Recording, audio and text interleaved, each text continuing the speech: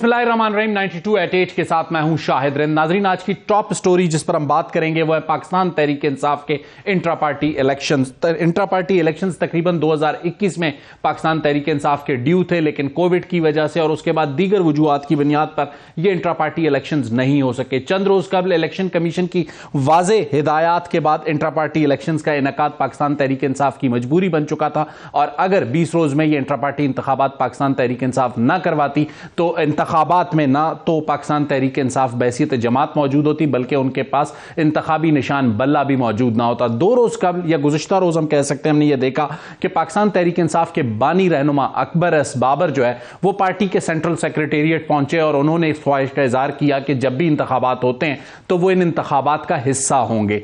आज हमने देखा कि बैरिस्टर गौहर जो कि नामजद चेयरमैन है, साबिक जो चेयरमैन पाकिस्तान तहरीक इंसाफ है, उनकी जानिब से एक इंट्रा पार्टी इलेक्शन का ऐलान पेशावर में किया गया और चंद घंटों में हमने देखा कि इंट्रा पार्टी इलेक्शन मुनक्किद हो गए। नए चेयरमैन गौहर खान आ गए। तकनीकी तौर पे पाकिस्तान तहरीक इंसाफ में -1 हो चुका है। नए चेयरमैन पाकिस्तान तहरीक इंसाफ के बैरिस्टर गौहर हैं। बैरिस्टर गौहर आज से 1 साल कबल तक पाकिस्तान तहरीक इंसाफ में उसकी इंपॉर्टेंस क्या थी, ये सवाल अपनी जगह पे है, लेकिन आज के इंट्रा पार्टी इलेक्शन पर जो सवालात अकबर एस बाबर साहब ने उठाए, हमारे साथ पाकिस्तान तहरीक इंसाफ के रहनुमा माहिर कानून नईम हैदर पंचोता मौजूद हैं और उसके साथ साथ अहमद बिलाल महबूब साहब मौजूद हैं जो कि चेयरमैन है पिलडाट के। सबसे पहले गुफ्तगू का आगाज करते हैं नईम हैदर पंचोता साहब से। नईम साहब, इलेक्शंस आपके जो इंट्रा पार्टी हुए बहसीत माहिर कानून आप मुतमईन है ठीक हुए? देखें, अगर इलेक्शन की बात की जाए तो 2022 में जो हमने इलेक्शन करवाए थे उसमें वो भी बिल्कुल ठीक थे, कोई उसमें मुबम नहीं था। और इलेक्शन कमीशन ने जो 2 नोटिस भेजे हमें उसमें भी ये जिक्र नहीं था कि आपने इलेक्शन नहीं ठीक करवाए। सही जो दस्तावेजात की बात की गई थी कि ये डॉक्यूमेंट्स आपके मिस हैं, फॉर एग्जांपल जी उन्होंने कहा जी कि यहाँ पर आपके स्टैम्प, सर वो माजी का किस्सा है, मैं आज का सवाल पूछ रहा हूँ। बिल्कुल आज की अगर बात की जाए तो बिल्कुल ठीक हुए हैं, पहले भी ठीक हुए थे। इसलिए बताना चाह रहे हैं कि ये एक बदनीति थी जानबूझकर एंड टाइम के ऊपर, जब 8 फरवरी की डेट जो है इलेक्शन कमीशन ने अनाउंस कर दी और उससे मतलब जो है वो कुछ अर्सा पहले ये जानबूझकर ऐसा ऑर्डर देना ये बिल्कुल गैर आईनी था। इसमें अगर वाज़ह देखा जाए तो इलेक्शन कमीशन ने जो ऑर्डर किया था वर्बल, उसमें ये कहा था कि बल्ले का निशान भी होगा और आपके चेयरमैन जो है वो PTI इमरान खान साहब की बात कर रहे हैं। आपने 20 दिन में इसी के वर्बल इनेकाद को मानकर ये तस्लीम कर लिया कि वो ऑर्डर ठीक था। नहीं, उसको माना नहीं है, तो फिर इंतखाबात का इनेकाद क्यों करवाया? वही मैं बताता हूँ। उन्होंने जो वर्बल ऑर्डर किया था ना उसके अंदर उन्होंने कहा था कि आपका बल्ले का निशान भी होगा और आपके चेयरमैन PTI जो हैं वो इमरान खान साहब ही रहेंगे। लेकिन जब रिटन ऑर्डर आया तो उसके अंदर उन्होंने ये कह दिया, अब हमने उसको चैलेंज तो करना ही करना है। डिस्क्वालिफिकेशन का जो मामला है इमरान खान साहब का, हमने तोशाखाना केस का जो ऑर्डर है उसको सस्पेंड करने की दरखास्त दी हुई थी जो अगले दिन समाज के लिए फिक्स थी, वो जानबूझकर फिक्स है। उधर जो है हमारा ड्यू प्रोसेस फॉलो हुआ है, ड्यू प्रोसेस पहले भी फॉलो हुआ है और अब भी फॉलो हुआ है। हमने अपने आइन के मुताबिक करवाए हैं। ये जानबूझकर हमारे इंटर पार्टी इलेक्शन को सिर्फ और सिर्फ एक वो कर रहे हैं, उसके ऊपर एक कीचड़ उछाल रहे हैं या उसको। एक छोटा सा सवाल, अकबर एस बाबर साहब आपकी जमात के रुकन हैं? नहीं, बिल्कुल नहीं है, बिल्कुल नहीं है। और वो इंट्रा पार्टी इलेक्शंस में शरीक होना चाहते थे, कुछ और लोग शरीक होना चाहते थे, उन्हें ये मौका क्यों नहीं दिया गया? देखें, 13 साल पहले जो है अकबर एस बाबर साहब जो हैं वो कूच कर गए और पाकिस्तान तहरीक इंसाफ के खिलाफ हर जगह के ऊपर उन्होंने केसेस किए। तो हमारा जो आइन है उसके मुताबिक, आइन के मुताबिक उन्हें बिल्कुल आउट कर दिया गया, वो मेंबर नहीं रहे। लेकिन ये याद हो आपको नईम साहब कि आप इस्लामाबाद हाई कोर्ट के एक फैसले के तहत वो आज भी PTI देखें, आप किसी को जबरदस्ती मजबूर नहीं कर सकते। सर मैं मजबूर नहीं कर रहा, इस्लामाबाद हाई कोर्ट का ऑर्डर है। मैं हाई कोर्ट की बात, मैं कोई नहीं होता मजबूर करने वाला, मैं उनकी बात कर रहा हूँ सर, मैं आपकी तो बात नहीं कर रहा। तो मैं ये कह रहा हूं कि जिन्होंने ऑर्डर दिया है वो मजबूर किसी पार्टी को नहीं कर सकते कि आप इसको मेंबर रखेंगे।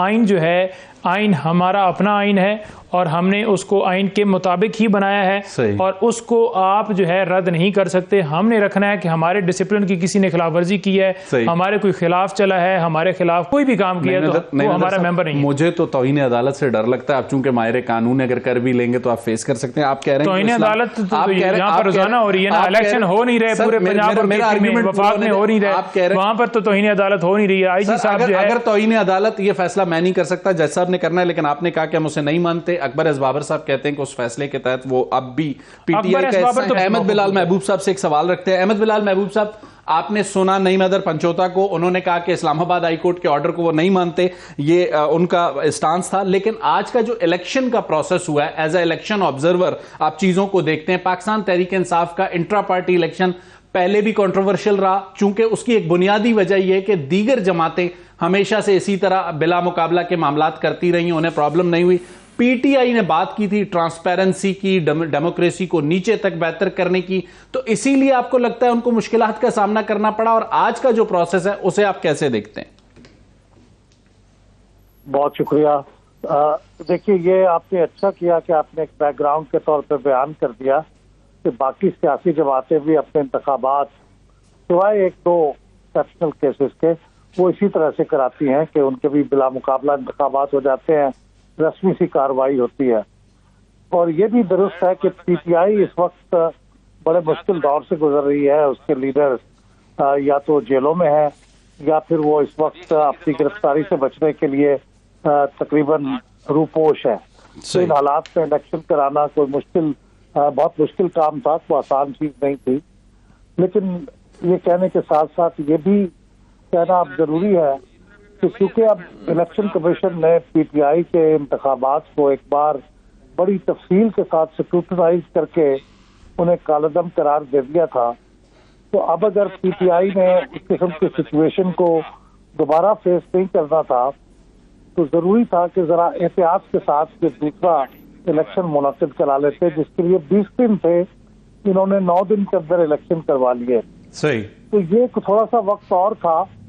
اگر ذرا پروسیس کلیئر ہو جاتا، ٹرانسپیرنٹ ہو جاتا کہ الیکشن، مطلب میں باہر آؤٹ سائڈر ہوں، تو مجھے اس لیے پتہ نہیں ہے کہ یہ پی ٹی آئی نے اپنے آئین 2019 کے تحت کروائے یا آئین 2022 کے تحت کروائے، یا 2019 کے آئین کی جو 2 ترامیم تھی ان کے تحت کروائے، یہ مجھے واضح نہیں ہے. ایک منٹ احمد صاحب یہاں ایک منٹ آپ کو روک کے یہ سوال نعیم صاحب سے لے کے پھر آپ کی طرف آتا ہوں.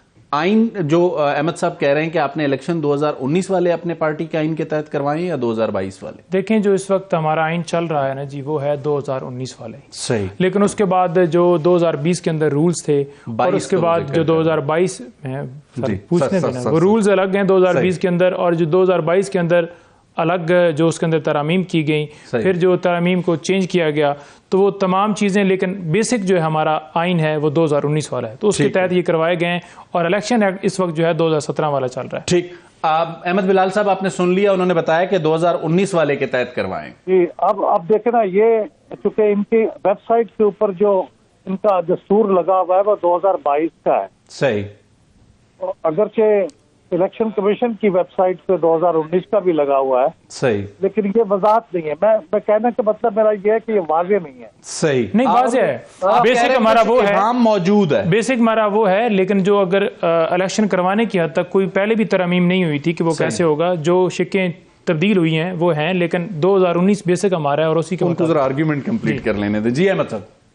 ہاں، تو اس کے بعد انتخابات کے لیے جب پروگرام اناؤنس ہوتا ہے کہ صاحب اب انتخاب ہونے والا ہے، جس سے بھی الیکشن لڑنا ہے وہ اپنا نام دے دے، نامنیشن دے دے، نام آ جائیں، پھر اس کی تاریخ مقرر ہوتی ہے کہ اس تاریخ تک واپس لے لے. صحیح. پھر اگر سب واپس لے لیں اور ایک ایک امیدوار ہو تو سب بلا مقابلہ ہو جاتے ہیں. صحیح. یہ پورا پروسیس مجھے نظر نہیں آیا. احمد بلال صاحب، آپ سے ایک سوال یہ پوچھنا چاہوں گا، آج کے دن کا جو پروسیس ہوا ہے اس پہ ہم یہ کہہ سکتے ہیں کہ پاکستان تحریک انصاف میں ٹیکنیکلی -1 ہو چکا ہے؟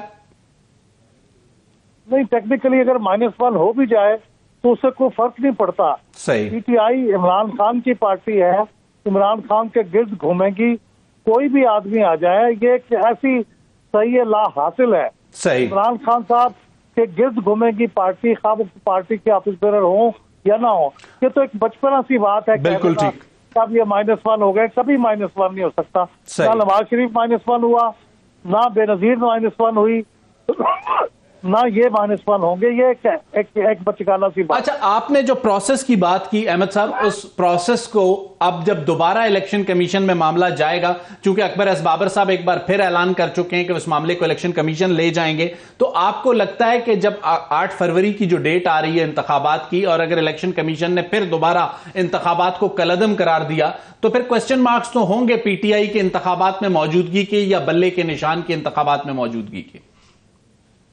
अगर अकबर एस बाबर साहब इसे चैलेंज ना भी करें, सही, अगर उनका कोई लोकल स्टैंड आई ना भी हो, तो भी जब ये इलेक्शन कमीशन में अपना रिजल्ट जमा करवाएंगे, सही, जो कि 7 दिन के अंदर उन्हें जमा करवाना है, सही, तो election commission on its own भी क्वेश्चन रेज कर सकता है। सही। और मैंने जो प्रोसेस देखा है, अगर इसको जरा ज्यादा एहतियात के साथ करा लेते, बिल्कुल, तो शायद वो इलेक्शन कमीशन के सवालात की जद में ना आते। ये मेरा तासुर है। बिल्कुल ठीक है। तो जिसने भी ये डिजाइन किया है, वो पार्टी के मफादात में शायद ये डिजाइन नहीं था। सही, तो शायद एक हफ्ता और ले लेते, सही, लेकिन ट्रांसपेरेंट कर लेते तो वो ज्यादा अच्छा होता। एक मिनट अहमद साहब, आपको यहाँ रोकूंगा, नईम साहब को दोबारा शरीक गुफ्तगू करूंगा। नईम साहब, अहमद बिलाल साहब कह रहे हैं अगर अकबर एस बाबर साहब ना भी जाएं, जो 7 डेज में अपने रिजल्ट सबमिट करने हैं, इलेक्शन कमीशन खुद बहुत से सवालात इस पर उठा सकता है जो उसका कंडक्ट है।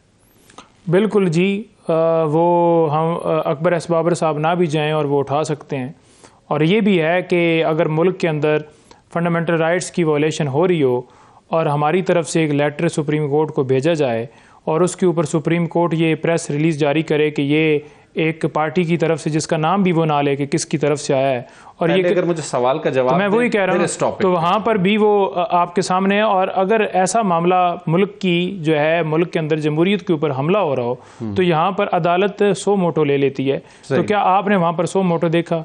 जहाँ पर किसी इंट्रा पार्टी इलेक्शन को किसी जगह के ऊपर हिस्ट्री में इस तरह से नहीं कहा गया किसी भी पार्टी को। आज भी 200-300 पार्टियां तो है ना, किसी के और के ऊपर भी इतराज हुआ है, और आज से 2 महीने पहले भी किसी ने कहा था कि आपके इंट्रा पार्टी इलेक्शन नहीं हुए। लेकिन एक सवाल लेकिन बनता है, एक आज जानबूझकर पिछले कई सालों से हम देखते हैं Akbar S Babar election commission में भी आपके खिलाफ केस कंटेस्ट कर रहे हैं, आज भी कंटेस्ट कर रहे हैं। मैंने पहले अपने इब्तदाइये में अहमद बिलाल साहब से सवाल में कहा, दीगर जमातें भी यही करती हैं, उनका कोई अपीलेंट नहीं आता। सर, आपका अपीलेंट मौजूद है?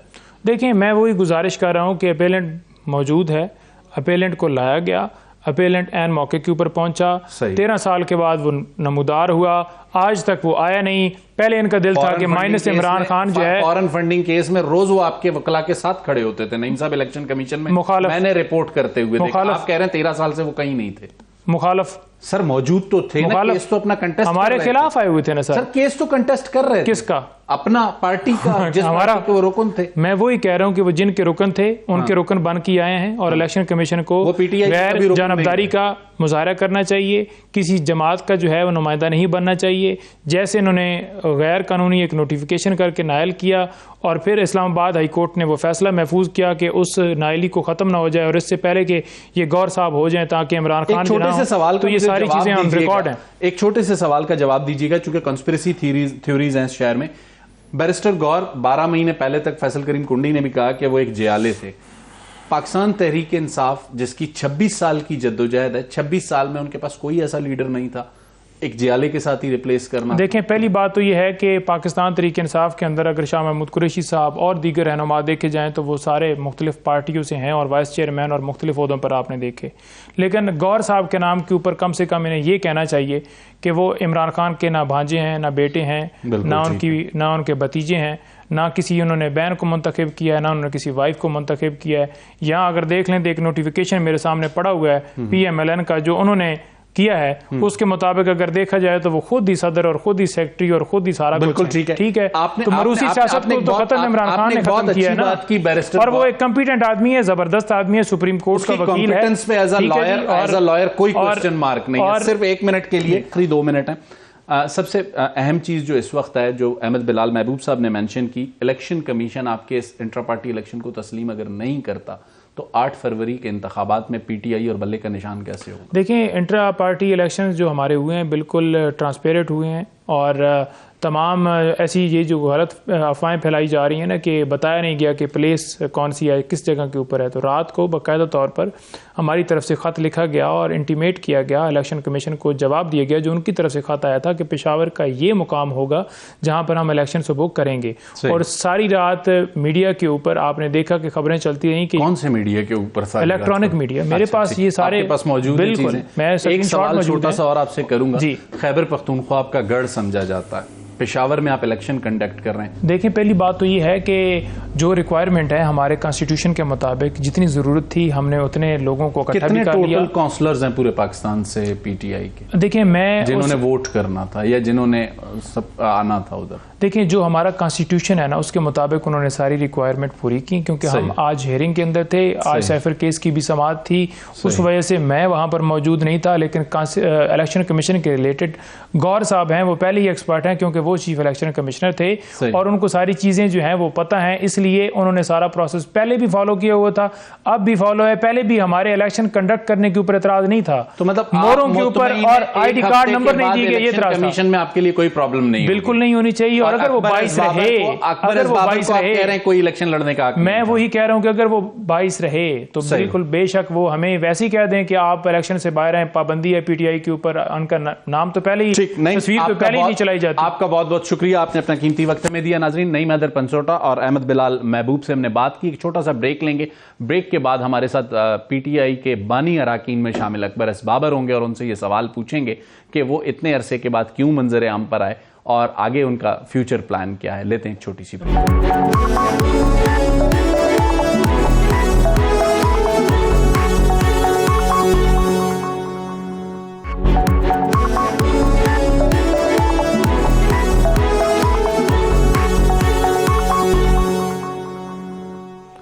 ویلکم بیک ناظرین. پروگرام کے دوسرے حصے میں ہمارے ساتھ ہوں گے پاکستان تحریک انصاف کے بانی رکن اکبر ایس بابر، اور اکبر ایس بابر سے ہی یہ سوال رکھیں گے کہ وہ پاکستان تحریک انصاف کے رکن ہیں بھی یا نہیں، کیونکہ پاکستان تحریک انصاف یہ کہتی ہے کہ انہیں پلانٹ کیا گیا ہے، وہ رکن ہی نہیں ہے پاکستان تحریک انصاف کے، تو انتخابات میں کیسے حصہ لیتے انٹرا پارٹی.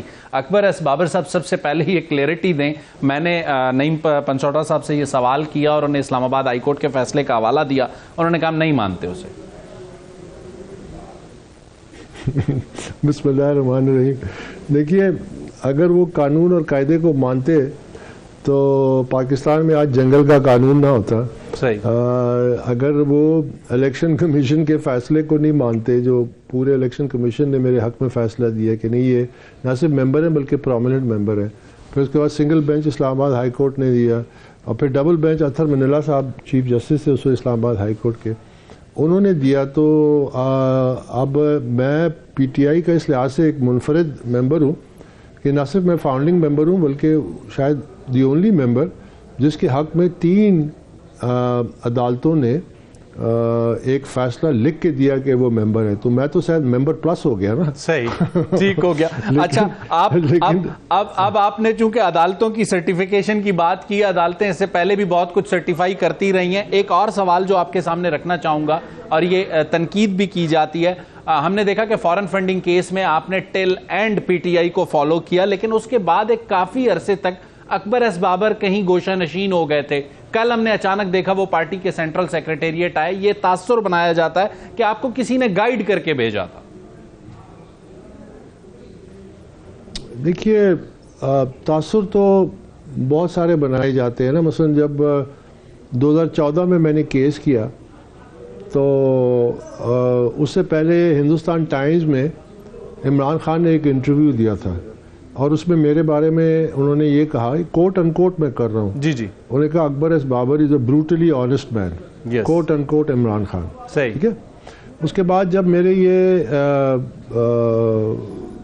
جو مسائل اٹھے کہ میرے سامنے حقائق آئے، تو عبدالاحد وہ میرے گھر آئے اور مارچ 2013 میں، تو انہوں نے کہا جی کہ آپ کیا چاہتے ہیں. میں نے کہا کہ آپ ایک اکاؤنٹیبلٹی کمیٹی بنا دیں جسٹس وجی کے نیچے، جو میرے الزامات ہیں اگر ثابت ہو جاتے ہیں تو اس پہ کارروائی کریں, اگر وہ ساری غلط ثابت ہوتے ہیں تو میرے خلاف کارروائی کریں. وہ ساری چیزیں اکبر ایس بابر صاحب آ چکی ہیں. اس وقت جب کل آپ پارٹی سیکریٹریٹ گئے, وہاں پر جو میں نے مناظر جو میرے سامنے آئے اس میں میں نے دیکھا آپ کا بھی چونکہ تعلق بلوچستان سے, جس نوجوان سے آپ کی ملاقات ہو رہی تھی ان کا بھی تعلق بلوچستان سے ہی تھا. میں چونکہ ذاتی طور پہ انہیں جانتا ہوں اس لیے ریکگنائز کر گیا.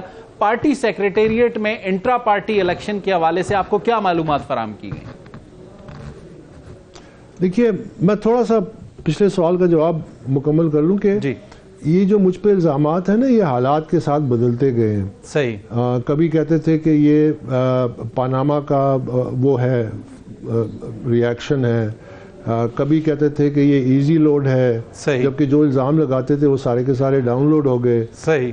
تو یہ اس سے میری صحت پہ کوئی فرق نہیں پڑتا, کیونکہ یہ اللہ جانتا ہے کہ میں جس مقصد کے لیے چلا ہوں جو نکلا ہوں وہ میری شخصیت اور اسے بڑھ کے. جہاں تک کل کا تعلق ہے, دیکھیے اب جب انہوں نے اعلان کیا انٹرا پارٹی کا اور اس میں یہ کوئی 1.5-2 سال سے معاملہ چل رہا تھا. جب الیکشن کمیشن نے جون 2021 میں ان کو 1 سال دیا, انہوں نے کووڈ کی وجہ سے کہا ہمیں 1 سال چاہیے کہ ہم الیکشن کرانا چاہتے ہیں. بالکل ٹھیک ہے. تو انہوں نے دے دیا, اس میں بھی نہیں کرا سکے. اس کے بعد جو انہوں نے رپورٹ جمع کرائی اس میں قانونی مسائل تھے. جو نیشنل کونسل کی میٹنگ یہ دعویٰ کر رہے تھے اس کا کوئی ثبوت نہیں تھا, آئین میں ترمیم کر دی اس کا کوئی ثبوت نہیں تھا, پی ٹی آئی کے آئین کے مطابق. لیکن کل پارٹی سیکریٹریٹ میں میں آپ کو بتاتا ہوں, میں آپ کو بتاتا ہوں. تو یہ عمل جب انہوں نے انٹرا پارٹی الیکشن کا اعلان کیا تو ہم سب, میرے شمول اور پی ٹی آئی کے اور فاؤنڈنگ ممبرز میں, سعید اللہ نیازی ہیں عمران کے فرسٹ کزن ہیں, پریزیڈنٹ ہے پی ٹی آئی پنجاب کے فاؤنڈنگ, اس کے علاوہ اور بہت سارے لوگوں نے, ہم سب نے یہ فیصلہ کیا کہ اس الیکشن میں ہم بھرپور حصہ لیں گے. وہ اس واسطے کہ یہ ایک جمہوری عمل ہے, اس سے پارٹی جو ہے اس میں ڈیموکریسی آئے گی, ادارہ بنے گا.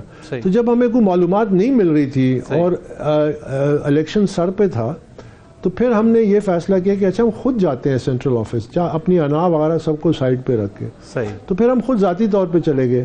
اب وہاں جب گئے تو اتفاق کی بات ہے کہ وہاں بلوچستان کا ایک وفد تھا, اور جس گرم جوشی سے وہ ملا وہ کیمرے کی آنکھ نے اس کو کیپچر کیا. اس کے بعد جو وہاں پی ٹی آئی کے جو نمائندے تھے ان سے ہم نے 3 سوال کیے کہ آپ ہمیں کاغذات نامزدگی دیں, آپ ہمیں ووٹر لسٹ دیں, اور آپ ہمیں اس الیکشن کے قواعد و ضوابط دیں. تو انہوں نے بڑی سچا جواب دیا اور میں رسپیکٹ کرتا ہوں ان کی. انہوں نے کہا جی یہ ان قسم کی کوئی چیز ہے ہی نہیں تو ہم آپ کو کیا دیں, ان چیزوں کا وجود ہی نہیں ہے.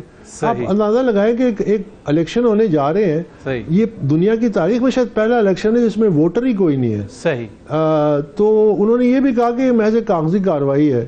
تو مقصد یہ ہے کہ ہم تو اس کاغذی کارروائی کی تصدیق نہیں کر سکتے نا, یہ تو بادشاہت کے دور میں ایسا. اکبر ایس بابر صاحب آپ نے 3 نکات ان کے سامنے اٹھائے, انہوں نے تینوں نکات کا آپ کو واضح جواب دیا. آپ کو لگتا ہے کہ کل جو آپ کا پارٹی سیکریٹریٹ کا دورہ تھا اس کے بعد ہم نے کچھ اور مناظر دیکھے, بیرسٹر گوہر صاحب بھی پارٹی آفس پہنچے, لیکن پھر آج انٹرا پارٹی الیکشن دیکھا, آپ کو لگتا ہے کہ آپ کے دورے کے بعد عجلت میں انٹرا پارٹی الیکشن کروا لیے گئے؟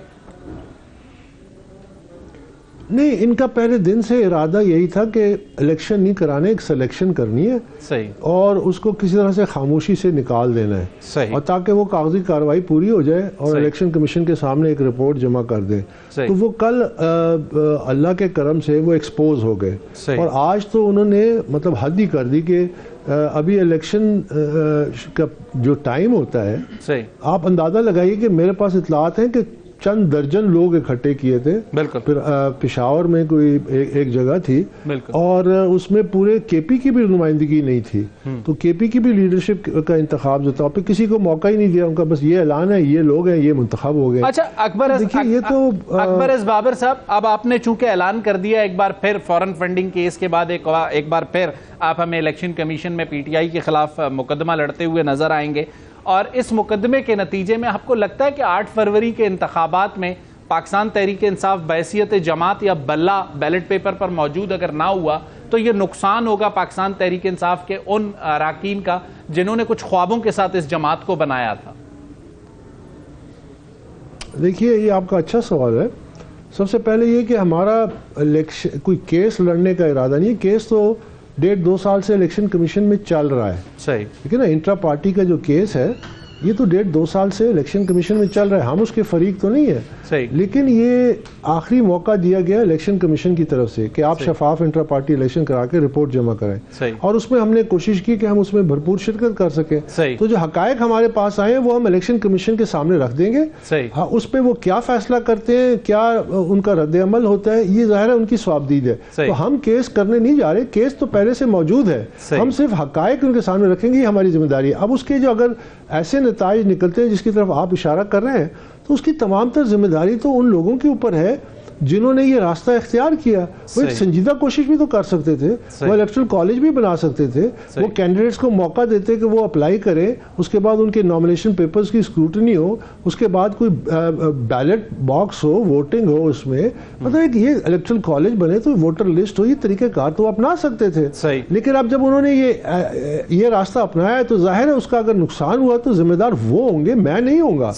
دیکھیے میں تو پہلے دن سے یہ کہہ رہا ہوں کہ اصلاح کے راستے پہ چلے, لیکن اگر انہوں نے یہ ٹھان ہی لی ہے تو ظاہر ہے یہ وہ ذمہ دار وہ ہوں گے. اکبر ایس بابر صاحب, ماضی میں انٹرا پارٹی الیکشن جب پاکستان تحریک انصاف کے ہوئے, یہ واقعی ہم دیکھتے ہیں کہ تمام سیاسی جماعتوں کا ایک وتیرہ رہا ہے کہ وہ انپوز کر کے الیکشن کمیشن کو جمع کرا دیتے ہیں, جن پر آپ نے آواز بلند کی, جسٹس وجی نے آواز بلند کی, حامد خان صاحب کو ایک زمانے میں اعتراضات رہے ہم نے دیکھا. لیکن ایک جو پروسیس ہوتا تھا اس میں ہمیں نظر آتا تھا کہ ایک جو ہے گروپ وہ ہوتا تھا جو جہانگیر ترین صاحب لیڈ کرتے تھے, ایک گروپ وہ ہوتا تھا جو نظریاتی خان صاحب کے ساتھ پرانے چلے ہوئے ہوتے تھے.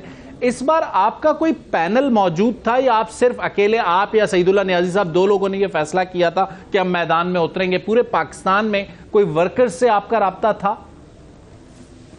جی, ہر صوبے میں, ہر صوبے سے لوگ تھے.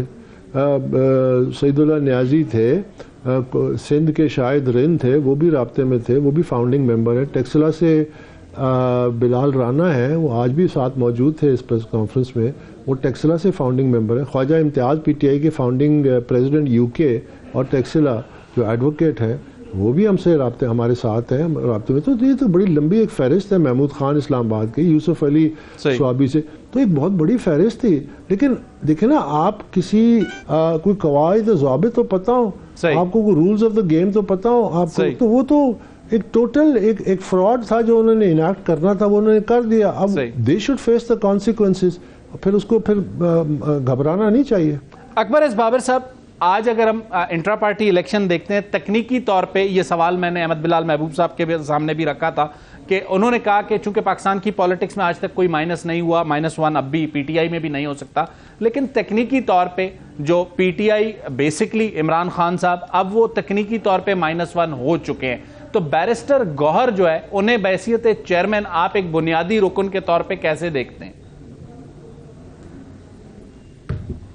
وہ انگریزی میں ایک لفظ ہے کہ ایلین, یہ he is alien to P T I, چونکہ ان کا جو زندگی کا ابھی تک جو ریکارڈ ہے پروفیشنل, میں ان کی شخصیت پہ کسی قسم کا کوئی تبصرہ نہیں کر رہا, بالکل اس جیسے کوئی اور بھی ہوتا, میرا یہی موقف ہوتا کہ ان کا پی ٹی آئی سے کیا تعلق ہے. آپ اس کو کیسے پی ٹی آئی کے چیئرمین کے طور پہ نامنیٹ کر سکتے ہیں؟ جو شخص جو ہے وہ کسی اور جماعت کا میں رہا ہو until a few months back, اس کی پی ٹی آئی میں کیا کنٹریبیوشن ہے؟ کیا یہ پی ٹی آئی کے جو ورکر ہیں یہ صرف مار کھانے کے لیے ہیں؟ کیا یہ جیل کھانے کے لیے ہیں کہ کسی شخص کے اقتدار یا اس کی خواہشات پہ چلیں؟ کیا ان کو یہ حق بھی نہیں ہے کہ وہ اپنی مرضی سے لیڈرشپ کا انتخاب کر سکیں؟ میں تو اس سوال کے پیچھے ہوں. اور جو نامینیشن انہوں نے کی ہے, آئی مین میں اس جینٹلمین ان کے اس کے حق یا اگینسٹ تو کوئی بات اس لیے نہیں کرتا کہ وہ is alien to P T I. ٹھیک ہے. اور ایک بات میں ضرور کہنا چاہتا ہوں کہ یہ جو ہمارے وکلا ہیں, جو تازہ ترین جو بیچ آیا ہے جو پی ٹی آئی کو اب ہائی جیک کر رہا ہے اور کر چکا ہے یہ جو کچھ ہوا ہے, تو پولیٹیکل اے ٹی ایمز کے بعد اب پولیٹیکل لائرز آئے ہیں. ہاں, یہ لائرز آئے ہیں اینڈ انفارچونیٹلی یہ بینامی پریس کانفرنسز کر رہے ہوتے ہیں اور پریس بریفنگز کر رہے ہوتے ہیں. پتہ نہیں وہ کیا اندر کیا بات ہوتی ہے, باہر کیا آتی ہے. سر ایک چھوٹا سا سوال, تمام جماعتوں کا ایشو ہے. اکبر ایس بابر صاحب, چھوٹا سا سوال اور چاہوں گا 30 سیکنڈ میں آپ اس کو پریسائز کریں, میرے پاس وقت کم ہے. اس وقت جو بھی تقسیم در تقسیم ایک اسٹیج ایسی آئے گی کہ اکبر ایس بابر صاحب اپنے فیکشن آف پی ٹی آئی کے پریزیڈنٹ ہوں گے؟ میرا مقصد کبھی بھی یہ نہیں تھا. مجھے عمران خان نے 2 دفعہ سیکرٹری جنرل کی پوسٹ آفر کی تھی, میں نے معذرت کی. کیونکہ میرے پاس وہ وسائل نہیں تھے کہ میں سیکرٹری جنرل کے طور پہ اپنا کردار ادا کر سکوں. صحیح.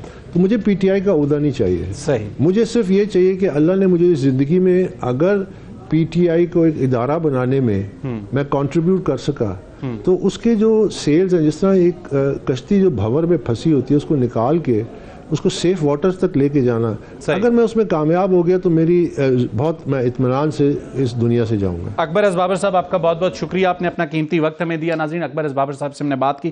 لاسٹ سیگمنٹ میں ذرا بات کریں گے ایک اہم ایشو کی. سپریم کورٹ میں ایک اہم مقدمہ ہے غیر قانونی تارکین وطن کے انخلا کو روکنے کے حوالے سے. اس کے لیے ہمارے ساتھ ماہرین ہوں گے، بات کریں گے اس پر اور اس کے اثرات پر. لیتے ہیں ایک چھوٹی سی بریک.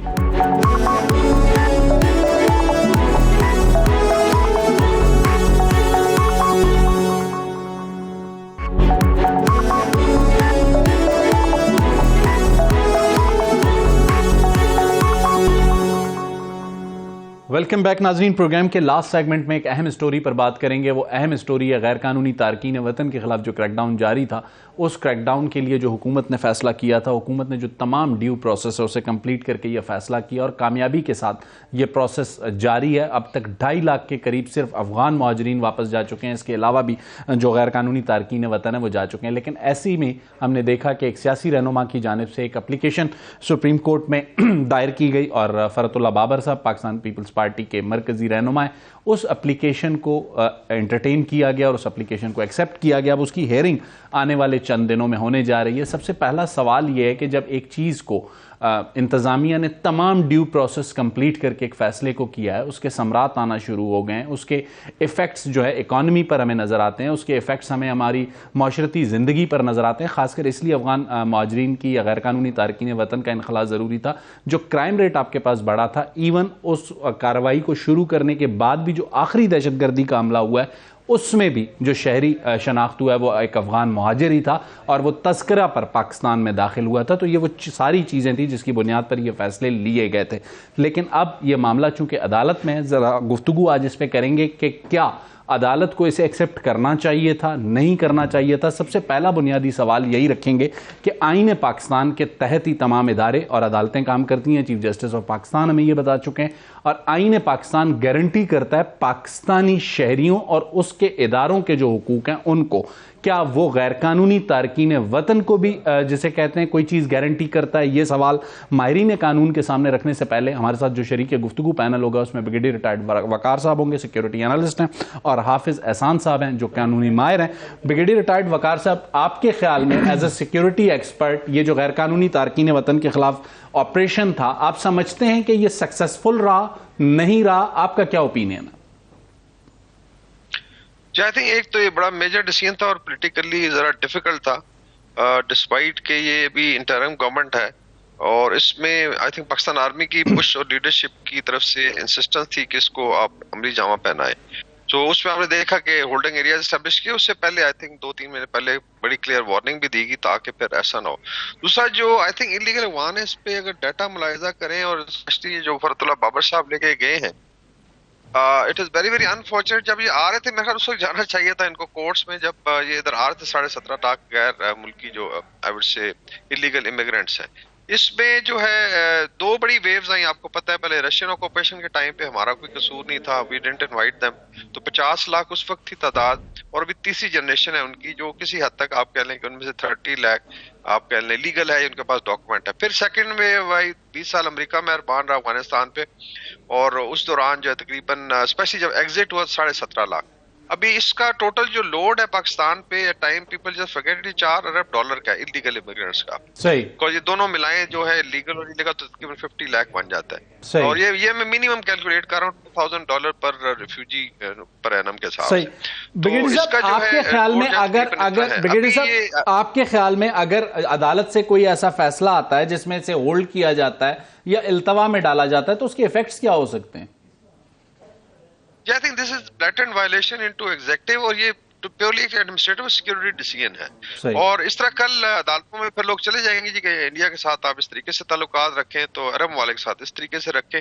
یہ تو basically it is between bilateral دو ملکوں کے درمیان ہے, اور جس میں آپ کی government of Pakistan, foreign office, community جو سیکورٹی اسٹیبلشمنٹ ہے یا ڈیفینس فورسز ہیں, انہوں نے ایک ڈیسیژن لیا, اس کو فیسیلیٹیٹ کیا. اس کے پازیٹیو امپیکٹس آ رہے ہیں. ڈالر کو آپ دیکھ لیں, اسمگلنگ ہے, پھر جو نارکو, اور پھر جیسا آپ نے مینشن کیا ابھی 16واں افغان باشندہ جو پھٹا کے اس سال پاکستان, اور اس کے پاس تذکرہ بھی موجود تھا, وہ قانونی طریقے سے کاغذات کے ساتھ آیا تھا.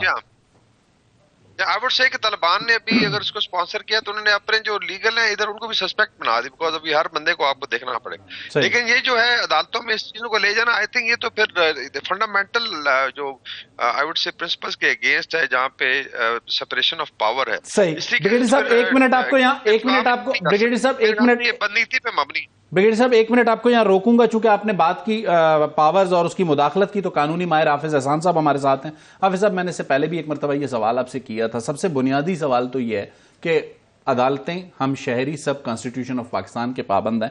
کانسٹیٹیوشن آف پاکستان جتنا تھوڑا بہت as a student of journalism ہمیں اندازہ ہے, وہ اپنے شہریوں کے حقوق کی گارنٹی کرتا ہے, اپنے اداروں کی چیزوں میں جہاں پر کوئی فلاز ہوں ان کی نشاندہی کرتا ہے. کیا غیر قانونی تارکین وطن کو بھی کانسٹیٹیوشن آف پاکستان یا سپریم کورٹ انٹرٹین کرتی ہے؟ بسم اللہ الرحمن الرحیم. آپ کا بہت شکریہ. اس کے 3 براڈ ایسپیکٹس میں جاؤں گا. ایک اس کا ایسپیکٹ یہ ہے کہ 1979 سے لے کے 2023 تک جو پاکستان کے اندر یہ لوگ آئے ہیں, ایک تو یہ کلیریفائی کر لینا چاہیے, یہ جو اس وقت فیڈرل گورنمنٹ کا ایک پلان ہے, یہ فیڈرل گورنمنٹ نے ایک پالیسی بنائی ہے, ایپیکس کمیٹی کے اندر گیا ہے, سیکورٹی کمیٹیز نے اسے ڈسکس کیا ہے.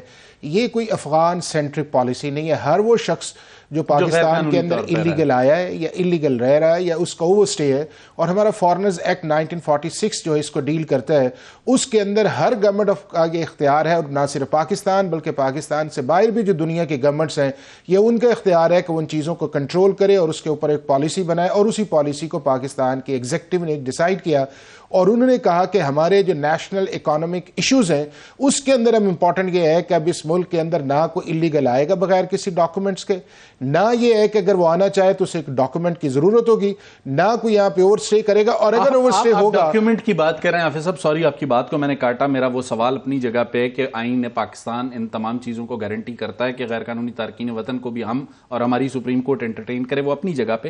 آپ نے ڈاکیومنٹس کی بات کی, بریگیڈیئر صاحب نے بھی ایک پوائنٹ آپ کو بتایا. جو آخری دہشت گردی کا حملہ ہوا ہے اس میں جو بندہ ہے اس کے پاس افغان تذکرہ موجود تھا, دیٹ از دا مطلب وہ کوئی غیر قانونی طور پہ اس لیے اس تذکرے کو کینسل کر دیا نا. اب آپ دیکھیں کہ وہی تو ایک پالیسی بنائی کہ آپ دیکھیں کہ گورنمنٹ آف پاکستان فیسیلیٹیٹ کرتی رہی ہے, یہاں پہ آتے رہے ہیں, رہتے رہے ہیں, اسٹے کرتے رہے, اور یہ دنیا کے 65 ممالک کے جو لوگ ہیں وہ پاکستان کے اندر اللیگل ہیں. اب نمبر 1 یہ ہوا کہ 2006 کے اندر گورنمنٹ آف پاکستان انہیں فیسیلیٹیٹ کر کے POR ایشو کر دیے کہ پروف آف رجسٹریشن جو ہے. پھر گورنمنٹ آف پاکستان نے 2017 کے اندر ACC جو ہے اسے بھی الاؤ کیا کہ افغان سٹیزن کارڈ ہے آپ اس کا بھی لائیں. بٹ جب ہم نے سارے اپنے سیکیورٹی لیگل اور سارے میز دیکھے تو اس کے اندر ہمیں یہ پتا چلا کہ ہمیں اپنی ان معاملات کو ریگولیٹ کرنا چاہیے. اور آپ کو اندازہ ہوگا کہ اگر 79 سے آج تک دیکھا جائے تو ایک سٹڈی آئی ہے کہ اس سارے پروسیس نے پاکستان کو $400 بلین سے زیادہ کا جو ہے نقصان جو ہے وہ آپ کا ہوا. اب آ جاتے ہیں اس کے لیگل ایسپیکٹس کی طرف. لیگل ایسپیکٹ اس کا یہ ہے کہ پاکستان ابھی جو سپریم کورٹ کے اندر معاملہ گیا ہے وہ ایک گراؤنڈ کے ہے, وہ یہ گیا ہے کہ نمبر 1 پاکستان کے کوئی انٹرنیشنل کمٹمنٹس ہیں, اور کیئر ٹیکر گورنمنٹس جو ہے یہ ایک پالیسی ڈیسیژن ہے اور کیئر ٹیکر گورنمنٹ کر نہیں سکتی. دوسرا انہوں نے کہا ہے کہ پاکستان کا جو سٹیزن شپ ایکٹ ہے 1951 والا, اس کے اندر سیکشن 4 ہے کہ اگر آپ پاکستان کے اندر پیدا ہوتے ہیں تو آپ کو بائی برتھ جو ہے وہ نیشنلٹی مل جاتی ہے. UNHCR کے ساتھ جو ہماری ٹریٹیز ہیں افغان کے, میں اسی پہ آ رہا ہوں. اور تیسرا انہوں نے اس کے اندر یہ کہا ہے کہ چونکہ یہ رائٹ ٹو لائف اور رائٹ ٹو لبرٹی ہے, اس کے مطابق جو ہے یہ وائلیشنز ہیں, اور وہاں کے اوپر جو ہے وہ پرسن کا ذکر ہے, سٹیزن کا ذکر نہیں ہے, تو ہم کانسٹیٹیوشنل جرسڈکشن کے اندر آئے. اب ہم پہلے کا اگر آپ یہ دیکھیں تو یہ ہے کہ جو بنیادی چیز یہ ہے کہ کیا پاکستان کسی انٹرنیشنل ریفیوجی ٹریٹی کا پاکستان اس کا سگنیٹری ہے, تو اس کا جواب ہے نہیں ہے. نہ 1951 کا جو ٹریٹی ہے پاکستان اس کا سگنیٹری ہے, نہ 1967 کا جو پروٹوکول ہے پاکستان اس کا سگنیٹری ہے. لہٰذا کوئی انٹرنیشنل کمٹمنٹ پاکستان کی نہیں ہے ریلیٹڈ ٹو دا ریفیوجی. یہ ایک برادرلی کنٹری کو ہم ڈیل کرتے رہے ہیں, اور ہم نے اپنی بیسٹ بیسٹ پاسبل جو چیزیں تھی ریسورسز تھی وہ ان کے لیے یوٹیلائز کیے. اس کا کانسیکوینس کیا نکلا کہ آپ کے ملک کے اندر جو لاسٹ 24 سوئسائڈ بامبنگ آئی ہے اس کے اندر 14 جو ہے وہ ہمارا انٹیریئر منسٹر کہتے ہیں کہ وہ افغانستان. اب دوسرا اس کے اندر آ جاتے ہیں کہ کیا یہ فنڈامنٹل رائٹس کی وائلیشن ہے بائی برتھ کی, تو وہ جس ججمنٹ کا اسلام آباد ہائی کورٹ کا دیتے ہیں وہ صرف سیکشن 4 سٹیزن شپ ایکٹ کا کہ بائی برتھ آپ کو ملتی ہے. لیکن یہ سوال بھی جو تھا اس پشاور ہائی کورٹ میں, آپ چونکہ اسٹوڈنٹ آف لا ہیں, آپ کے سامنے آپ نے پشاور ہائی کورٹ کا ذکر کیا, پشاور ہائی کورٹ اس چیز کو نل اینڈ وائٹ اس کے اندر جو ہے اس کے اندر یہ لیکن اسلام آباد ہائی کورٹ کا ایک فیصلہ ہے جس میں اسلام آباد ہائی کورٹ نے صرف سیکشن 4 پہ کہا ہے. پشاور ہائی کورٹ نے سیکشن 4 اور سیکشن 5 دونوں کہے ہیں. سیکشن 4 یہ ہے کہ آپ کو بائی برتھ ملنی چاہیے. سیکشن 5 یہ کہتا ہے کہ آپ کو بائی برتھ تبھی ہوگا جب آپ کے والد پاکستان کے سٹیزن ہوں گے. تو اس کیس کے اندر آپ کے والد جب پاکستان کے سٹیزن نہیں ہے تو سیکشن 4 نہیں ہے. تیسرا جو ہے وہ فنڈامنٹل رائٹس کی جہاں تک بنیاد ہے. آپ کو نہیں لگتا پھر اٹارنی جنرل آفس کو چاہیے جب اتنا سا ابہام 2 فیصلوں میں موجود ہے سپریم کورٹ سے رجوع کر کے ایک بار اس کو ختم کروا لے؟ نہیں دیکھیں نا, میں آپ کو چیز بتاؤں, ایک تو یہ ہے کہ وہ جو پہلا فیصلہ آ گیا. تیسری چیز یہ آ گئی جس کے اندر جو امپورٹنٹ ہے کہ کیا پبلک پالیسی میٹرز کے اندر جو ہے یہ سپریم کورٹ آف پاکستان یا ہماری ہائی کورٹ سے انٹروین کرنا چاہیے یا نہیں ہے. تو سپریم کورٹ آف پاکستان کی اپنی ہی ججمنٹ سے جہاں پہ آپ کے فارن ریلیشنز آئیں, نیشنل سیکورٹی کے ایشوز آئیں, ایگزیکٹو ایشوز آئیں, پالیسی ڈومینز آئیں, اور ان کا کسی کو وہاں پہ انٹروین نہیں کرنا چاہیے اور وہ نہیں کرتی اور ان کے لارجر بینچ اس کا فیصلہ کرے. لیکن آگے ایک نقطہ آپ کے سامنے رکھوں گا. بریگیڈیئر ریٹائرڈ وقار صاحب, آپ کے خیال میں جو آپ چونکہ سیکورٹی کا ایکسپرٹ ہے اور جو میں نے اور آپ نے ذکر کیا کہ جو آخری عملہ بھی جس دہشت گرد نے کیا وہ تذکرے پر آیا تھا, آپ کے خیال میں جو نوٹسز اگر ہوتے ہیں سارے معاملے میں گورنمنٹ کو, فیڈرل گورنمنٹ کو, منسٹری آف لا کو یا ڈیفنس کو یا انٹیریئر کو, تو اس معاملے کو عدالت کے سامنے رکھنا چاہیے حکومت پاکستان کو؟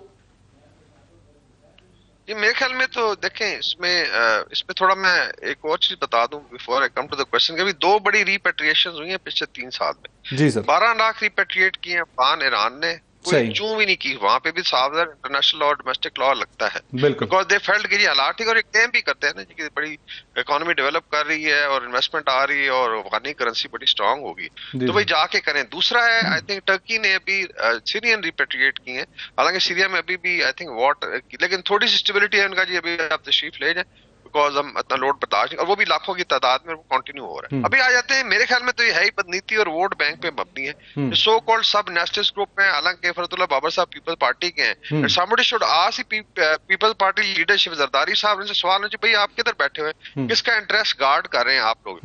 یہاں پہ اکانومی کا اپنا برا حال ہے, پھر سیکورٹی کے ایشوز ہیں, تو why actually party should charge sheet ہم کہ بھائی کس طریقے سے تم گئے ہو, مطلب کس کیپیسٹی میں گئے ہو.